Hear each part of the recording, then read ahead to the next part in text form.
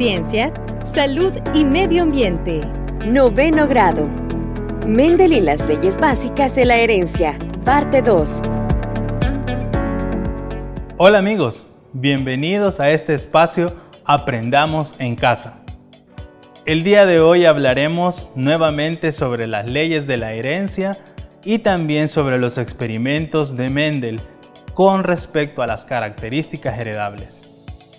Vamos a ver cómo los experimentos de Mendel contribuyeron a la comprensión de los cromosomas y los genes. Comencemos con la definición de un gen. Un gen es un factor o característica heredable que se representa a través del ADN. Tomemos como ejemplo un libro. Este que tengo, por ejemplo, en mi mano, representa un gen completo con la información que tiene dentro. Ahora, la biblioteca que yo tengo acá representa un cromosoma completo con toda la colección de libros y cada libro representa un gen diferente. Ahora veamos una de las actividades humanas bastante antiguas que han contribuido a la transmisión de factores o de características heredables a través del tiempo. Hablamos de la domesticación. Presta atención, veamos. La selección de rasgos favorables en especies es una actividad antiquísima desde los mismos orígenes de la humanidad. Las modificaciones anatómicas, fisiológicas y conductuales a través de la selección artificial hecha por humanos en una población de animales o plantas se conoce como domesticación. Hablando sobre el maíz, se conoce que su domesticación inició hace unos 9.000 años por los pueblos al sur de México a partir de la gramínea llamada teosinte que crece de forma silvestre en esa región y Centroamérica, para luego llegar a Suramérica. Según estudios genéticos y arqueológicos, se calcula que llegó a la región centroamericana hace unos 7.600 años atrás. Durante muchos siglos de selección artificial por los agricultores de Mesoamérica, lograron conseguir el aumento del tamaño de la planta en la medida de la mazorca y la cantidad de granos generados. El maíz fue muy importante para las civilizaciones precolombinas, una planta elevada a niveles divinos y sin embargo consumida diariamente por las clases más humildes de estas culturas. Sea maíz y sus subespecies es el único taxón domesticado para el género Sea. Hoy, muchos investigadores la consideran como la planta domesticada más importante de la historia humana. Retomando ahora el ejemplo de la biblioteca y los libros que tenemos en ella, hablemos sobre los alelos. Los alelos es una característica o información específica ubicada en una región específica de un gen. Si hacemos la analogía nuevamente con los libros, podríamos decir que un alelo es la información contenida dentro del libro. Toda la información contenida dentro de un libro que representa al gen es un alelo.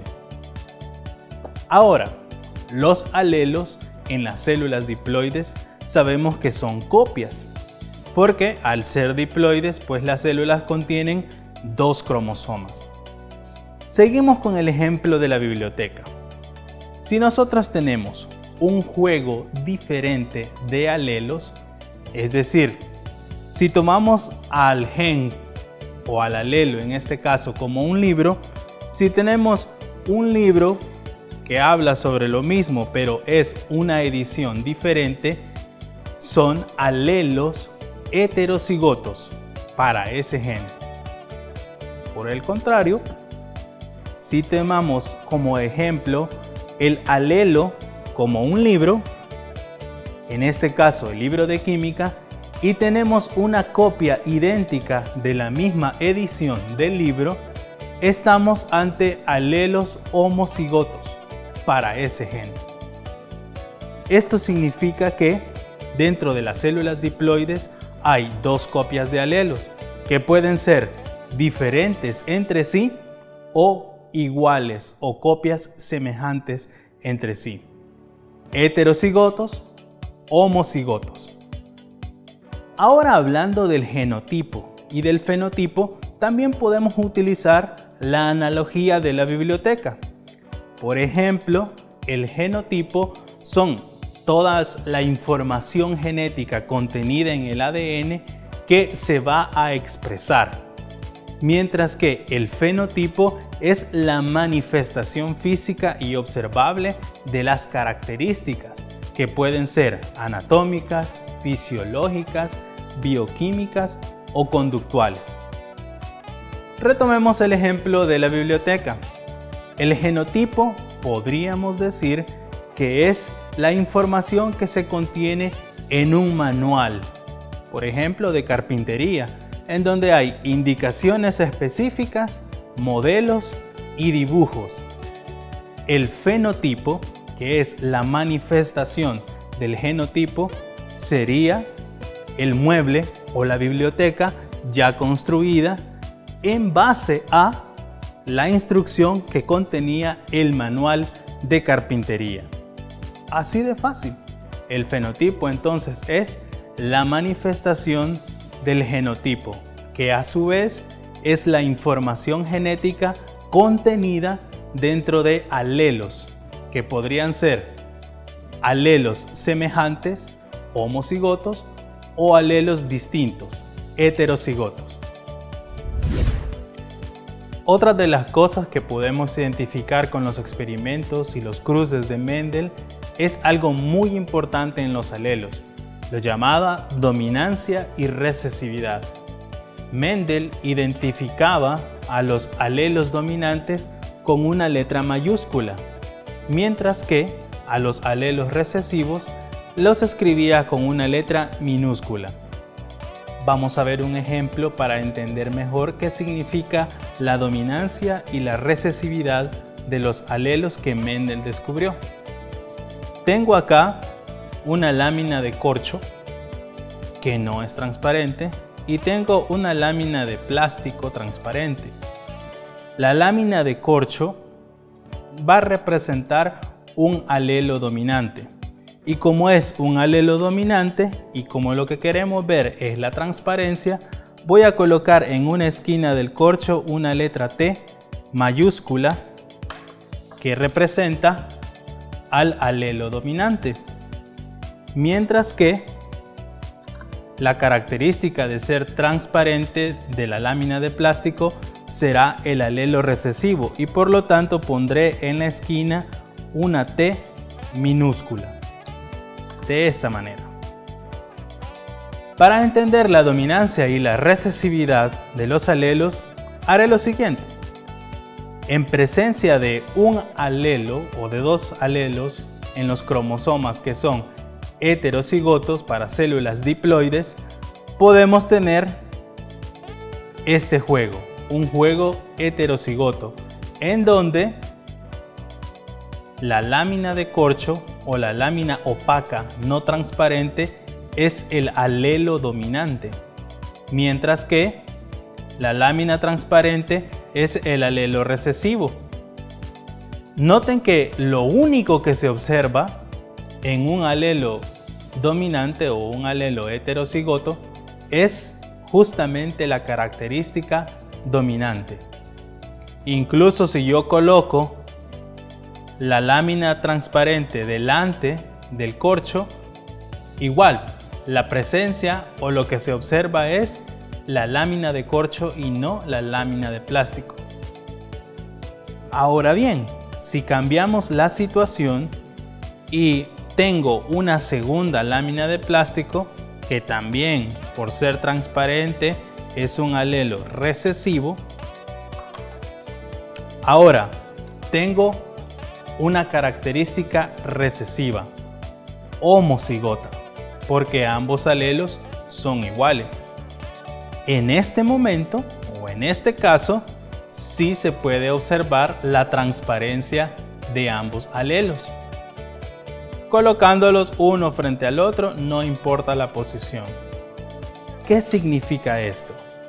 Significa que lo que Mendel observó fue que los alelos dominantes siempre van a manifestarse incluso cuando haya una presencia de un alelo recesivo en ellos.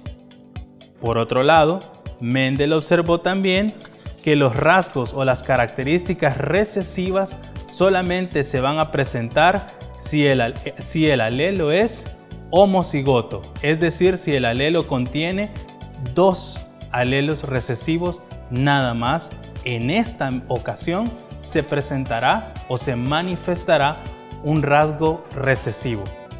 Por ejemplo, podríamos decir que un rasgo dominante sería la gente de cabello liso y un rasgo recesivo la gente de cabello rizado. Por lo tanto, aunque nuestros padres o aunque alguno de nuestros padres fuera de cabello rizado y otro de cabello liso, posiblemente siempre manifestemos el cabello liso. Mientras que si nuestros dos padres son de cabello rizado, es muy probable que los hijos sean cabello rizado. Gregor Mendel realizó cruces de prueba. Esto es posible conociendo la dominancia y el genotipo de un progenitor. Por ejemplo, Mendel determinó que el tallo largo representado por T mayúscula era dominante sobre el tallo corto representado por T minúscula. Pero entonces, ¿cómo podía corroborar que las plantas de tallo largo eran homocigotas? Mendel las cruzó con un recesivo. El padre es homocigoto, pues es recesivo, representado por ambas T. Produce solo gametos T. Si la madre es heterocigoto, producirá gametos T y T, y habrá 50% de probabilidad de plantas F1 tallo bajo. Como se esperaba, Mendel obtuvo un fenotipo 50% tallo largo y 50% tallo corto. Con lo que hemos visto hoy, hemos entendido cómo los experimentos de Mendel nos ayudan a entender la transmisión de las características hereditarias. Estas características hereditarias se dan a través de los alelos y el cruzamiento cromosómico. Este cruzamiento cromosómico es la transmisión o el compartir información del ADN entre cromosomas. ¿Para qué sirve esto? Esto ha ayudado mucho a la cladística a poder hacer un rastreo sobre las relaciones evolutivas que existen entre muchas especies, plantas, animales, hongos, etc., además de poder rastrear el ancestro común y características similares entre ellos. Además, el rastreo también sobre las características hereditables ayuda a los seres humanos, por ejemplo, a hacer pruebas de paternidad y también a poder definir un árbol genealógico o un árbol con los antepasados de la familia. También en la medicina, el comprender que los alelos conforman el entrecruzamiento genético y también ellos son los que determinan el fenotipo y el genotipo, ayuda a comprender mejor la transmisión de enfermedades y mutaciones y tipos de cáncer que son heredables de una generación a otra. Se puede rastrear el material genético de los padres y se puede obtener la probabilidad sobre si sus hijos obtendrán los fenotipos o los genotipos que derivarán en esta clase de enfermedades heredables. Hemos visto cómo a través de los cruces de Mendel se logró comprender la transmisión de las características heredables a través de los alelos y el cruzamiento de la información genética, que es el ADN, y esto sentó las bases para la ley cromosómica. Además, hemos entendido que dentro de los alelos son regiones o partes del ADN que contienen las características heredables que pueden ser transmitidas de una generación a otra.